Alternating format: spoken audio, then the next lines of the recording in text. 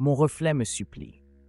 En ouvrant la fenêtre de mon appartement au 12e étage, j'ai entendu ma propre voix me supplier de ne pas sauter, mais je n'étais pas celui qui parlait.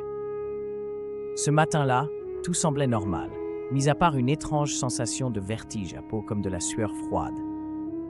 J'avais dormi à peine 3 heures, rongé par des insomnies récentes et des cauchemars trop réalistes. Pourtant, ce n'était pas la fatigue qui me poussait à ouvrir la fenêtre, mais une force, une curiosité maladive qui me murmurait à l'oreille. En m'agrippant au rebord, j'ai ressenti un courant d'air glacial qui n'avait rien de naturel. C'est alors que cette voix, la mienne, mais déformée par la terreur, m'a supplié d'arrêter. Ne fais pas ça, s'il te plaît. J'ai sursauté, manquant de basculer dans le vide. Personne d'autre n'était dans l'appartement, j'en étais sûr. Pourtant, cette voix résonnait, chevrotante, comme si elle venait de l'intérieur de mes poumons et de derrière mon dos à la fois. En reculant brusquement, j'ai aperçu mon reflet dans la vitre, mais ce n'était pas vraiment moi.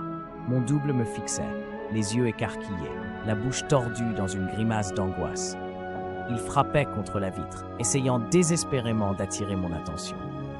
Autour de lui, l'appartement semblait plongé dans l'obscurité, alors que derrière moi, la lumière du jour baignait la pièce.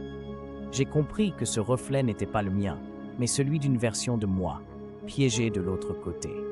La vraie horreur, c'est quand j'ai voulu détourner les yeux. Mon reflet refusait de me lâcher.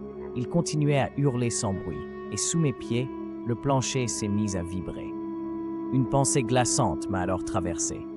Et si j'avais déjà sauté, et que celui qui se tenait là, devant la fenêtre, n'était plus vraiment moi? Depuis ce matin, chaque fois que je me regarde dans une surface, je m'attends à croiser ce regard affolé, prisonnier, cherchant désespérément à me prévenir, avant qu'il ne soit trop tard.